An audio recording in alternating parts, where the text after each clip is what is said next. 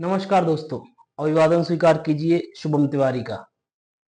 स्वागत है आपका हिस्ट्री के इस प्लेटफॉर्म पर, जहां पर हम और आप मिलकर सुनिश्चित करते हैं आपकी सफलता। पिछली कक्षा में हमने देखा था कि हमने ऋग्वेद से संबंधित, उत्तरवेद से संबंधित कुछ साहित्य देखा था। हमने ब्राह्मण ग्रंथों के बारे में जानकारी की थी, हमने चारों वेदों के बारे में जानकारी हासिल की थी। आज हम पढ़ेंगे उपनिषदों के बारे में। उपनिषद वेदों का अंत माना जाता है, जो वेदों के बाद में लिखे गए। इनको क्यों लिखा गया, इनको लिखने की आवश्यकता क्या पड़ी, इसको हम आगे देखेंगे।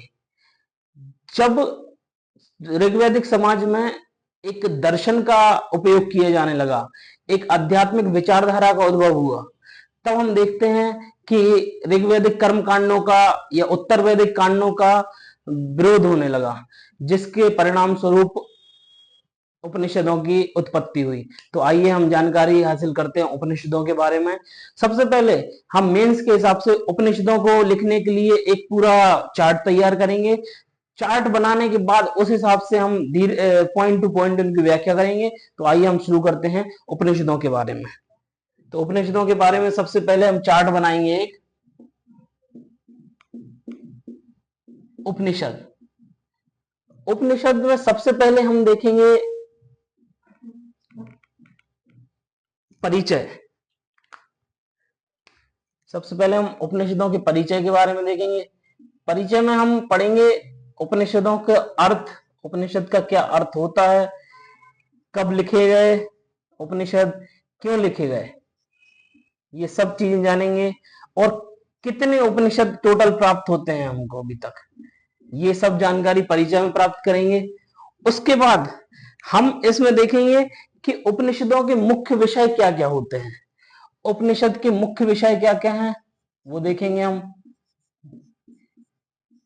उपनिषदों के मुख्य विषय, दूसरा पॉइंट रहेगा मुख्य विषय, मतलब कि इसमें हम पढ़ेंगे ब्रह्म के बारे में। ब्रह्म क्या होता है, कर्म क्या होता है, पुनर्जन्म क्या होते हैं,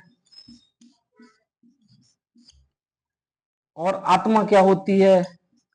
इसमें हम मोक्ष के बारे में पढ़ेंगे, मोक्ष क्या होता है। तो ये सारी चीजें हम इसके मुख्य विषय हैं उपनिषदों पर। इनके विषय में, उपनिषदों के अंतर्गत इनके विषय में चर्चा की जाती थी। ठीक है, तो अब इन सबको हम मुख्य विषय के बारे में देखेंगे। तीसरा देखेंगे हम इनकी संरचना।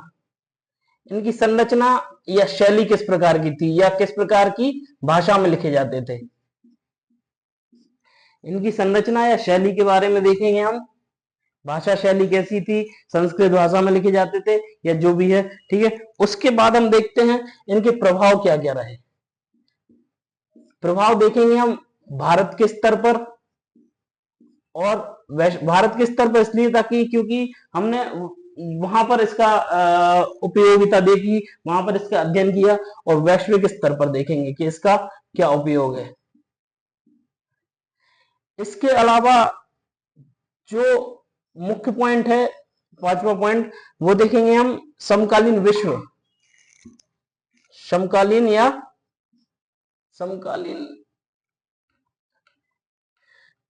इसको लिखेंगे हम आधुनिक प्रासंगिकता। आधुनिक प्रासंगिकता।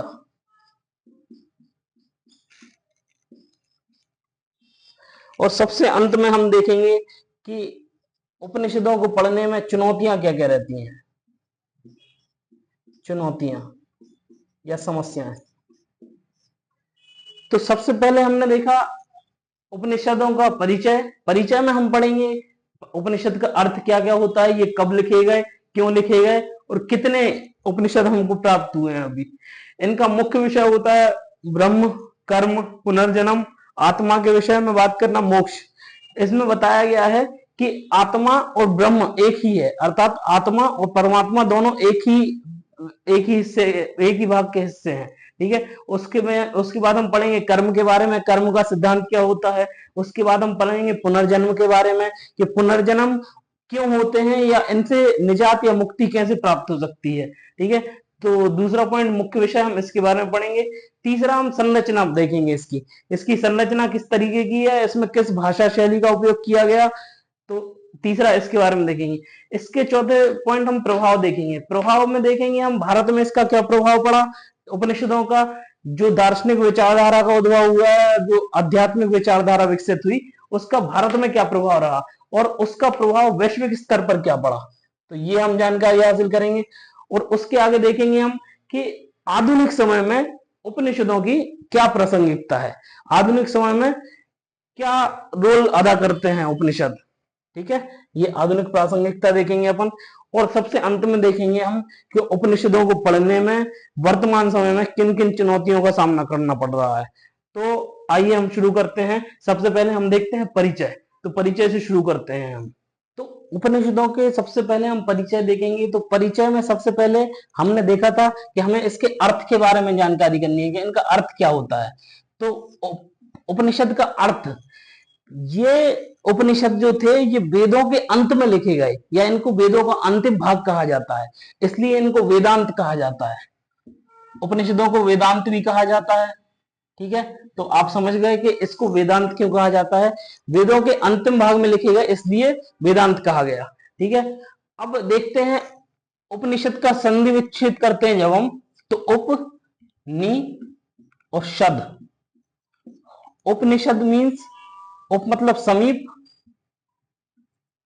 नी मतलब नीचे, और शद मतलब बैठना। तो इसको मुख्यतः गुरु शिष्य परंपरा से जोड़ा जाता है, गुरु शिष्य परंपरा से। तो जैसा हम पूर्व में देखते हैं या रामायण या महाभारत में हमने देखा कि जब राजकुमारों को किन्हीं गुरुकुलों में भेजा जाता था तो वो गुरु के पास रहकर शिक्षा ग्रहण करते थे। उसी प्रकार उपनिषदों के बारे में है कि गुरु के पास रहकर जो गुरु और शिष्य की परंपरा चली आ रही थी उसको उपनिषदों के द्वारा ही दर्शाया गया। गुरु के समीप बैठकर, नीचे बैठकर जो ज्ञान प्राप्त हुआ वो उपनिषद कहलाए। तो उपनिषदों को हम गुरु शिष्य परंपरा भी कहते हैं, उपनिषदों को हम वेदांत भी कहते हैं। तो ये उपनिषद के शब्दों का अर्थ है, ये उपनिषद के मूल शब्द का अर्थ है कि गुरु के समीप नीचे बैठकर अध्ययन करना उपनिषद कहलाया। अब उपनिषद का अर्थ तो समझ गए हम। अब उपनिषद कब लिखे गए, उपनिषद मूलतः 1500 से 600 ईसा पूर्व, या हम कहें कि यह वेदों के समांतर लिखे गए। जो वेद पढ़ते हैं हम, वेदों का ही भाग माने जाते हैं उपनिषद, ठीक है। तो वेदों के जो अंत में लिखे गए इनको उपनिषद कहा गया, वेदांत कहा गया, ठीक है। क्यों लिखे गए, मूल बात यह आती है कि इनको लिखा क्यों गया। तो हम देखते हैं कि आध्यात्मिक ज्ञान प्राप्ति के लिए, दर्शन के लिए, जन्म मृत्यु,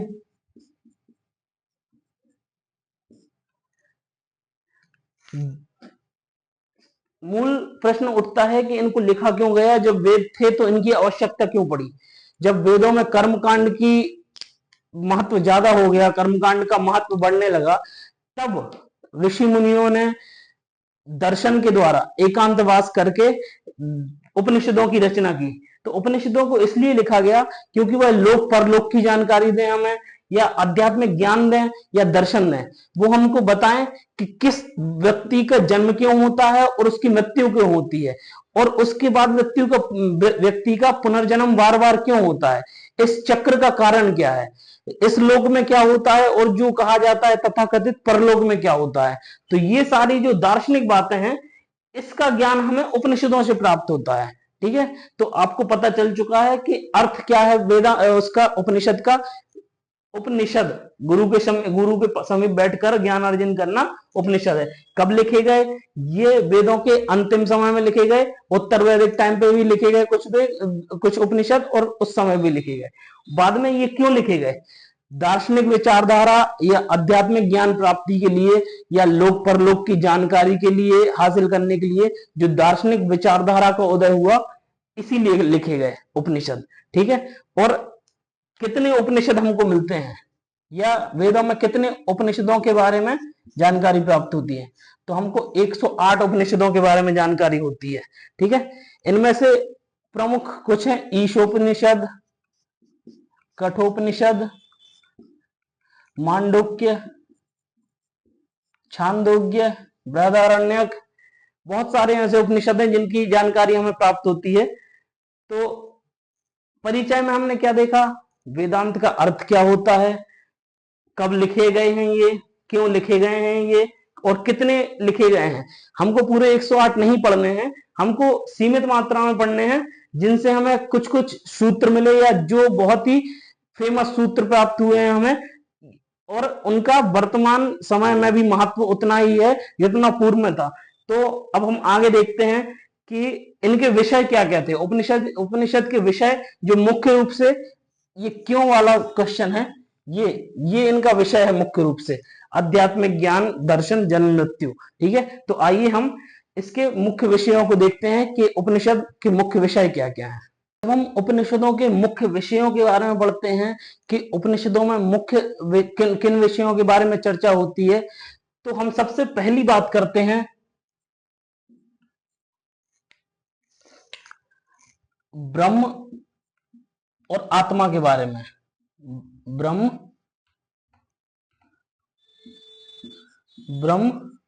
और आत्मा के बारे में।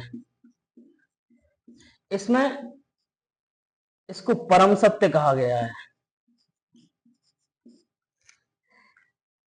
आत्मा का परमात्मा में विलय होना ही मोक्ष की प्राप्ति होती है, ये उपनिषदों से ही प्राप्त होता है।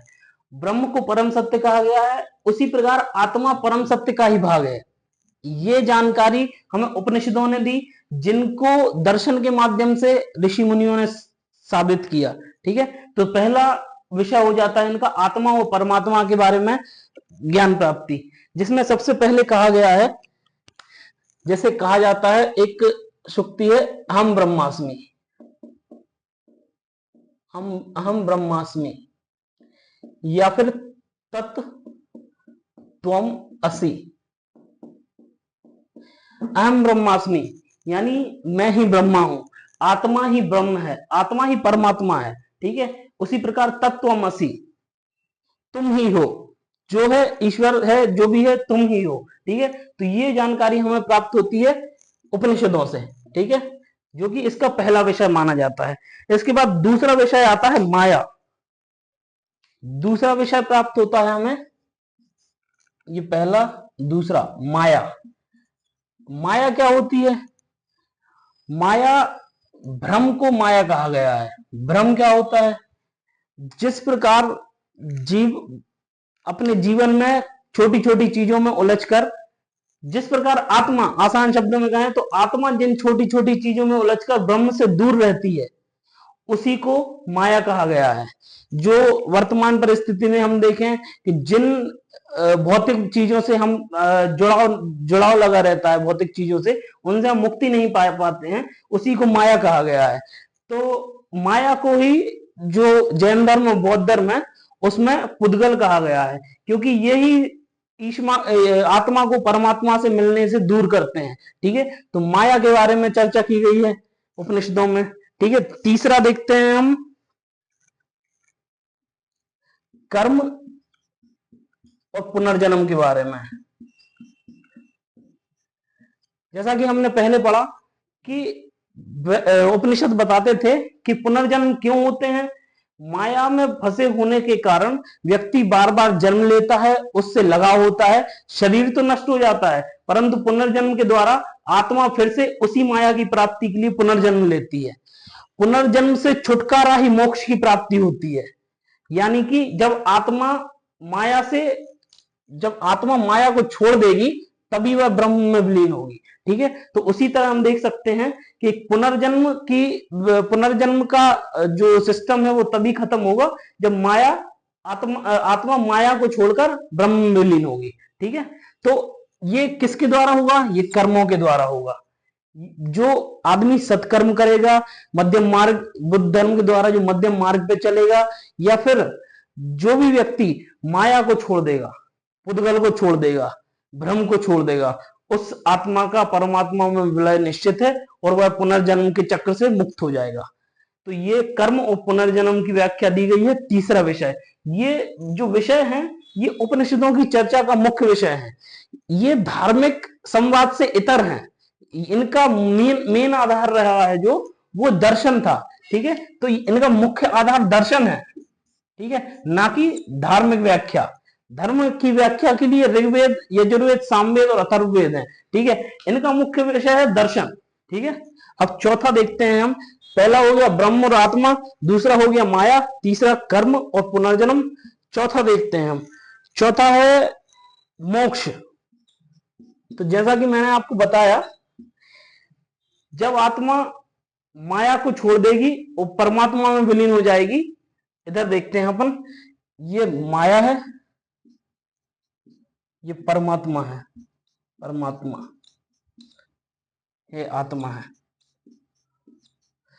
जब आत्मा माया को छोड़कर परमात्मा के पास पहुंच जाएगी, माया को छोड़ देगी, तो वह मोक्ष की प्राप्ति हो जाएगी। परमात्मा में आत्मा का विलय ही मोक्ष है। ठीक है, ये मोक्ष यही है, आत्मा का परमात्मा में विलय मोक्ष है। जन्म मरण के चक्कर से मुक्ति हो जाना, जीवन मरण के चक्कर से, पुनर्जन्म के चक्कर से मुक्ति हो जाना मोक्ष की प्राप्ति है। ठीक है, अब पांचवा पॉइंट हम देखते हैं। पांचवा पॉइंट क्या है इसका, एक और, ध्यान और योग।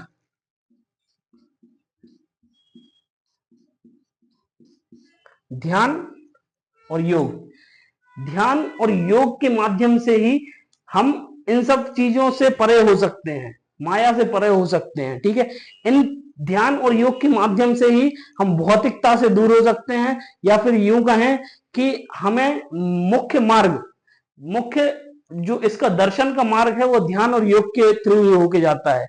योग के द्वारा ही हम वर्तमान में देखते हैं, हमें स्वस्थ रहना है तो हमें योग की आवश्यकता होती है। उसी तरीके से हमारी आत्मा को स्वस्थ रखने के लिए हमें ध्यान की आवश्यकता होती है। ध्यान के द्वारा ही हमें पता चलता है कि हमें किन वस्तुओं के निकट जाना है, किन वस्तुओं से परे जाना है। जब किसी भी व्यक्ति को हम कहते हैं, या किसी भी मेडिटेटर को या किसी भी गुरु से कहते हैं, तो वो हमें ध्यान लगाने के लिए क्यों कहता है? इसी कारण से कि हम अपने अंतर मन में झांके। जब हम अपने अंतर मन में झांकते हैं, तब हमें जाकर समझ में आता है कि हम अपने साथ क्या गलत कर रहे हैं या कहीं क्या सही कर रहे हैं। या ध्यान के द्वारा ही हमें अपने मार्ग प्रशस्त होते हैं, तब हमें पता चलता है कि हमें किन मार्गों पर जाना है, कौन सा मार्ग हमारे लिए सत्मार्ग है, कौन सा मार्ग हमारे लिए सत्मार्ग नहीं है। इसलिए ध्यान और योग पर बहुत बल दिया गया है। ठीक है, तो इसका छठवां पॉइंट देखते हैं हम कि क्या विषय रहे हैं इसके। तो छठवां पॉइंट है इसका आनंद। आनंद, आनंद क्या होता है? आनंद आप कहेंगे कि सुख की अनुभूति ही आनंद है, परंतु उपनिषद में आनंद की परिभाषा दूसरी दी गई है। आनंद को भौतिक सुख नहीं माना गया है, भौतिक सुख को आनंद नहीं माना गया है। भौतिक सुख नहीं, सच्चा सुख, जिससे आपकी आत्मा खुश होनी चाहिए, सच्चा सुख माना गया है, उसको कहा गया है क्या? आनंद। ठीक है, भौतिकता जो हम वर्तमान में देखते हैं कि हमें बुलेट मिल जाएगी, या हमें गाड़ी मिल जाएगी, या मैं स्कॉर्पियो ले लूंगा, वो भौतिक सुख नहीं है। सच्चा सुख है आत्मा की शुद्धता में। आत्मा जब परमात्मा की ओर जाएगी या माया को छोड़ देगी, वही वास्तविक आनंद है। जब हम सुख दुख के, जीवन मरण के चक्र से मुक्त हो जाएंगे, तो वही सच्चा सुख है। मैं ये सिर्फ और सिर्फ आपको उपनिषद पढ़ाने के बारे में कह रहा हूं। मैं कोई ऐसा व्यक्ति नहीं हूं जो मैं आपको ज्ञान दे रहा हूं। मैं सिर्फ और सिर्फ आपको ये बता रहा हूं कि उपनिषदों के अंदर क्या क्या व्याख्या दी गई है। ठीक है, तो ये मुख्य विषय हमने देखे। ब्रह्म और आत्मा, माया क्या होती है, ठीक है, कर्म और पुनर्जन्म का क्या महत्व है, या क्या किस तरीके से इनका चक्र टूट सकता है, मोक्ष की प्राप्ति किस तरीके से हो सकती है, ध्यान और योग का क्या महत्व है हमको मोक्ष प्राप्ति में। ठीक है, और वास्तविक आनंद क्या होता है, भौतिक आनंद से परे जो सच्चा सुख है वही वास्तविक आनंद कहलाता है। ठीक है, तो ये उपनिषद के मुख्य विषय हैं। अब आगे का टॉपिक देखते हैं हम। आइए, अगला टॉपिक है उपनिषदों की संरचना और शैली किस तरीके की थी। ठीक है, तो आइए हम देखते हैं कि उपनिषद किस शैली में लिखे गए, या उनको लिखने की कारण क्या थे, या किस भाषा में लिखे गए। तो सबसे पहले हम देखते हैं कि उपनिषदों की संरचना साहित्यिक साहित्यिक रूप में लिखे गए। साहित्यिक साहित्यिक रूप में लिखे गए, और मेजरली इसलिए लिखा गया संवाद के रूप में, ठीक है, संवाद के रूप में। जैसे कि हम देखते हैं कि कठोपनिषद है, कठोपनिषद, कठोपनिषद में यम और नचिकेता की संवाद है, यम एंड नचिकेता, ठीक है। नचिकेता मृत्यु के बारे में पूछता है यम से, तो उनकी एक विस्तृत चर्चा है जो, तो वो कठोपनिषद में है। इसी तरह मांडुक्य उपनिषद या छांदोग्य उपनिषद, ठीक है, इसी तरीके की जो संवाद शैली है वो है उपनिषदों में व्याप्त, ठीक है। तो साहित्यिक मतलब जो जिसके द्वारा साहित्य लिखा गया, या जिस तरीके से लोगों को समझ विकसित की जा सके, या लोगों को एक कन्वर्सेशन के माध्यम से ज्ञान प्राप्त हो सके कि उपनिषदों के अंदर क्या व्याप्त है, ठीक है। तो एक कहानी और संवाद के द्वारा साहित्यिक शैली में लिखा गया उपनिषद, ठीक है। तो सबसे पहले हमने देखा कि एक तो साहित्यिक शैली था, दूसरा संस्कृत भाषा में लिखे गए, क्योंकि उस समय संस्कृत ही मेन भाषा थी, या साहित्य की भाषा संस्कृत ही मानी जाती थी। उस समय जनमानस की भाषा से मतलब नहीं था, उस समय साहित्यिक भाषा संस्कृत मानी जाती थी, ठीक है। जो जनमानस था उस समय, जनमानस तो अलग अलग, जैसे प्राकृत भाषा भी बोलता था, अलग अलग क्षेत्र में अलग अलग भाषा लिखी जाती थी, लेकिन मेजरली जो साहित्य लिखा गया वो संस्कृत भाषा के रूप में लिखा गया, ठीक है। तो संस्कृत भाषा इनकी उपनिषद की मूल भाषा संस्कृत भाषा थी। और तीसरा जो मेजरली है कि इसमें विविध विषयों के बारे में चर्चा की गई, विविध विषय, धार्मिक विषयों के इतर इसमें मेजरली उन विषयों के बारे में चर्चा की गई जिनका वेदों में उल्लेख नहीं था, या जो वेदों में धार्मिक साहित्य लिखा गया, इसमें दार्शनिक साहित्य लिखा गया, जिसमें हमने पिछले विषय में, पिछले टॉपिक में भी पढ़ा कि विविध विषय, लोक परलोक के बारे में चर्चा, ये सारी जानकारी हमें इससे प्राप्त होती है उपनिषद से, ठीक है। तो इसकी संरचना और शैली जब हम देखते हैं तो सबसे पहले तो हम देखते हैं साहित्यिक और संवाद शैली है, ठीक है। दूसरा देखते हैं हम कि साहित्यिक और संवाद शैली है, ठीक है। दूसरा देखते हैं कि संस्कृत भाषा का उपयोग किया गया, संस्कृत भाषा का उपयोग, ठीक है। और तीसरा हम देखते हैं कि विविध विषय, विविध अन्य प्रकार के विषयों के बारे में बात की गई जिनका धर्म से या फिर वेदों से कोई लेना देना नहीं था, ठीक है। तो ये मेजरली अपन देखते हैं कि इनकी संरचना और शैली किस प्रकार की थी। तो अभी तक हमने 3 टॉपिक कर लिए हैं, अब इसका चौथा टॉपिक जो आगे का है वो देखते हैं हम। अब हम आगे देखते हैं कि उपनिषदों के प्रभाव क्या क्या रहे, भारतीय स्तर पर, भारतीय साहित्य पर, या फिर वैश्विक स्तर पर, सांस्कृतिक स्तर पर। तो आइए हम देखते हैं कि इसके प्रभाव क्या क्या रहे। सबसे पहले हम देखते हैं भारतीय स्तर पर, भारतीय स्तर पर क्या प्रभाव रहे उपनिषद के। तो जैसा कि हमने देखा है कि विभिन्न मतों का उद्भव हुआ। अब आप कहेंगे मतों का उद्भव कैसे हुआ, ठीक है। तो आपने देखा होगा कि विशिष्टाद्वैतवाद, द्वैतवाद, शंकराचार्य का विशिष्ट अद्वैतवाद, और रामानंद का या रामानुजाचार्य का द्वैताद्वैतवाद, ठीक है। तो इन मतों का उद्भव हुआ, ठीक है। तो सबसे पहले हम देखते हैं कि अन्य मतों का उद्भव हुआ विशिष्टाद्वैतवाद, ठीक है। उसके बाद द्वैताद्वैतवाद,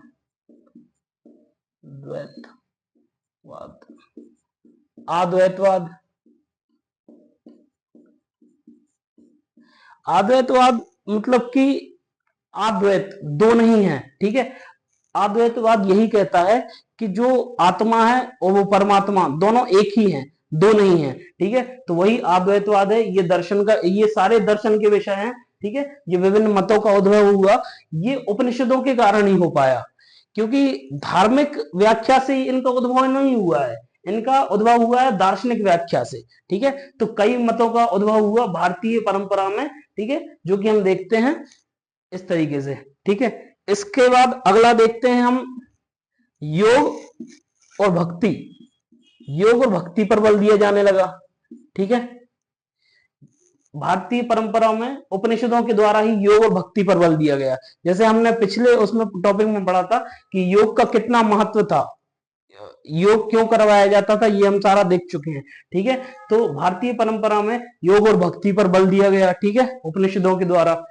उसके बाद तीसरा जो आता है, उसमें सबसे बड़ा इंपैक्ट पड़ता है जैन और बौद्ध धर्म का उद्भव हुआ। जैन और बौद्ध धर्म का उद्भव हुआ। जब हम देखते हैं कि भारतीय जो वेद थे, या उत्तर वेद, ऋग्वेद कहें, ऋग्वैदिक काल या उत्तर वेद काल कहें, तो उत्तर वैदिक काल तक आते आते कर्मकांड भारतीय समाज में इतनी जड़ता से व्याप्त हो चुके थे, जिसका काफी भारी नुकसान होता था। जैसे नरबलि की प्रथा भी होती थी, जिससे कई मानवों को क्षति होती थी, या फिर पशु बलि की प्रथा होती थी, जिससे कई पशुओं को मृत्यु के घाट उतार दिया जाता था। इसके विरोध में एक दो नए धर्म तो कई उठकर आए, कई विचारधाराएं उभरी, लेकिन जो सशक्त विचारधाराएं थी जैन और बौद्ध धर्म के रूप में उभरी, जिन्होंने उनका खंडन किया, वैदिक धर्मों का खंडन किया, और इनका मूल आधार उपनिषद ही थे।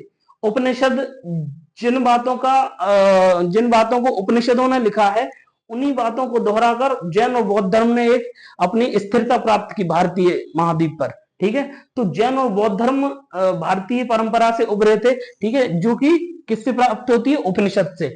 उपनिषदों में जो भी वक्तव्य, जो भी दर्शन दिया गया है, वही जैन धर्म से मेल खाता है।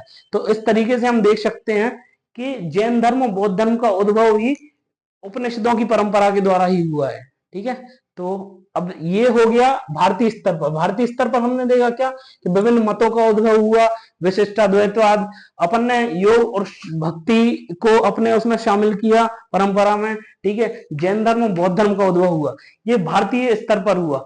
अब हम वैश्विक स्तर पर देखते हैं।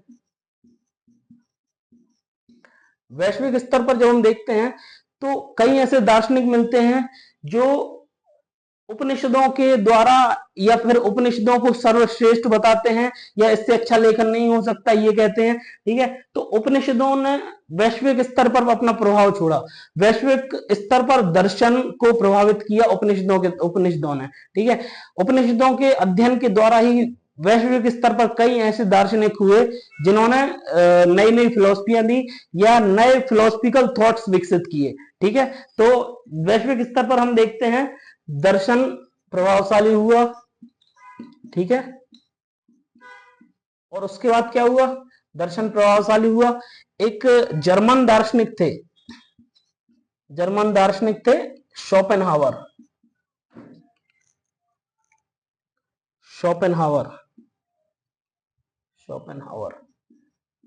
शोपेनहावर कहते हैं कि मानव बुद्धि की सबसे अच्छी कृति है उपनिषद। मानव बुद्धि की सर्वश्रेष्ठ कृति उपनिषदों को कहा है इन्होंने। ठीक है, शोपेनहावर ने कहा है कि मानव बुद्धि की सर्वश्रेष्ठ कृति रहा है उपनिषद। ठीक है, तीसरे नंबर पर हम देखें तो मेजरली सांस्कृतिक क्या प्रभाव रहा है।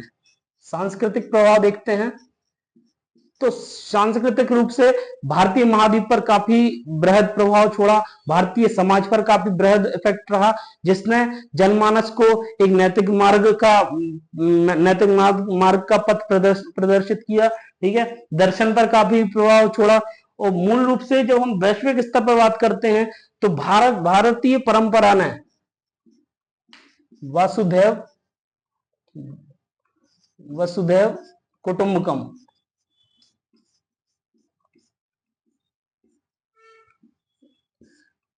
कुटुंबकम की व्याख्या उपनिषदों के द्वारा दी गई, जिसमें संपूर्ण पृथ्वी को एक कुटुंब के, एक परिवार के समान बताया गया है। तो ये सांस्कृतिक विचार दिए गए हैं उपनिषदों के द्वारा। ठीक है, जिन्होंने भारतीयों का वैश्विक स्तर पर काफी बृहद प्रभाव छोड़ा है। तो ये देखते हैं हम प्रभाव क्या क्या पड़े। ठीक है, उपनिषदों के द्वारा। तो आइए इसके बाद हम अगला टॉपिक देखते हैं। तो अब हम देखते हैं उपनिषदों की आधुनिक काल में क्या प्रासंगिकता है, वर्तमान समय में वो किस तरीके से हमारा पथ प्रदर्शित करते हैं, या हमें दार्शनिक रूप से चिंतन योग्य बनाते हैं। तो आइए हम देख सकते हैं कि आधुनिक प्रासंगिकता क्या है उपनिषदों की। तो सबसे पहले हम देखते हैं कि उपनिषदों ने हमारा आध्यात्मिक मार्गदर्शन किया, आध्यात्मिक मार्गदर्शन प्रशस्त किया। उपनिषदों के द्वारा हमारा आध्यात्मिक मार्गदर्शन प्रशस्त हुआ। योग या विचार करने की क्षमता या दार्शनिक रूप से हम किस तरीके से आध्यात्मिक रूप से प्रभावशाली हों, ये हमें उपनिषदों के द्वारा प्राप्त होता है, आध्यात्मिक मार्गदर्शन। ठीक है, सबसे पहला ये हो गया। उसके बाद दूसरा आता है पर्यावरणीय चेतना। पर्यावरणीय चेतना वर्तमान समय में पर्यावरण की जो क्षति हो रही है उसके प्रति सजगता, या नदियों को किस तरीके से हमने पूजनीय योग्य बनाया। ठीक है, यह सब उपनिषदों की व्याख्या थी। ठीक है, किस तरीके से हम पर्यावरण में प्रकृति को, पर्यावरण को किस तरीके से हम उपयोगी मानते हैं, या हम कहें तो पर्यावरण की क्या उपयोगिता है हमारे जीवन में, प्रकृति और इंसान का क्या जुड़ाव है। ठीक है, इसकी व्याख्या में उपनिषदों के द्वारा ही होती है, क्योंकि जो साइंटिफिक नॉलेज प्राप्त होती है हमें, वो मूल रूप से उपनिषदों के द्वारा ही प्राप्त होती है। ठीक है, तो उसी के द्वारा हमें पर्यावरणीय चेतना का ज्ञान होता है। ठीक है, और इसके बाद अगला पॉइंट आता है वैज्ञानिक अनुसंधान। जो वैज्ञानिक अनुसंधान हमको प्राप्त होते हैं उनका मूल आधार उपनिषद ही माने जाते हैं। जो वैज्ञानिक अनुसंधान हुए या जो भी खोजें मानी जाती हैं कालांतर में हुई, ठीक है, उनका मूल स्रोत उपनिषदों को ही माना जाता है। ठीक है, तो वर्तमान समय में भी उतनी ही प्रासंगिकता है इसकी जितनी पूर्व काल में थी। ठीक है, तो वैज्ञानिक अनुसंधान हो गया। और इसके बाद है वैश्विक एकता। वैश्विक एकता जो हमने अभी पिछले टॉपिक में पढ़ा, वसुधैव कुटुंबकम। ठीक है, तो वैश्विक एकता इसी का कारण है। ठीक है, उपनिषदों में दिया गया है वैश्विक एकता के बारे में, तो वसुधैव कुटुंबकम उपनिषदों से प्राप्त हुआ है। ये हमारा रहा कि आधुनिक काल में जो उपनिषद थे उनकी क्या क्या प्रासंगिकता रही। आध्यात्मिक मार्गदर्शन इन्होंने किया, पर्यावरणीय चेतना का विकास किया, वैज्ञानिक अनुसंधानों का के बारे में जानकारी प्राप्त होती है हमें, और वैश्विक एकता यानी कि वासुदेव कुटुंबकम की बात हमें उपनिषदों से ही प्राप्त होती है। तो ये हमारा सेकेंड लास्ट टॉपिक है। अब इसके बाद जो आखिरी टॉपिक रहेगा वो करते हैं हम। अब हम उपनिषदों के आखिरी टॉपिक पर आए हैं, चुनौतियां और आलोचना। ठीक है, क्या चुनौतियां रही या आलोचना क्यों होती है उपनिषदों की। ठीक है, तो उसके बारे में हम आज जानते हैं। सबसे पहला देखते हैं हम कि भाषा की जटिलता। भाषा की जटिलता सबसे मूल कारण है इसका। ठीक है, क्योंकि उपनिषदों को मूलतः संस्कृत भाषा में लिखा गया, तो भाषा की जटिलता आम जन हिंदी या प्राकृत भाषा का प्रयोग करते हैं। ठीक है, इसी वजह से भाषा की जटिलता एक बहुत बड़े बाधक के रूप में सामने आती है, जिसकी वजह से चुनौती होती है कि आम जनमानस तक पहुंचने की। ठीक है, उपनिषदों की। इसी वजह से कई ऋषि मुनियों ने या कई दार्शनिकों ने इसको हिंदी भाषा में ट्रांसलेट करने का काम किया। ठीक है, आगे दूसरा पॉइंट देखते हैं हम। इसका दूसरा पॉइंट है वैदिक कर्मकांडों से टकराव।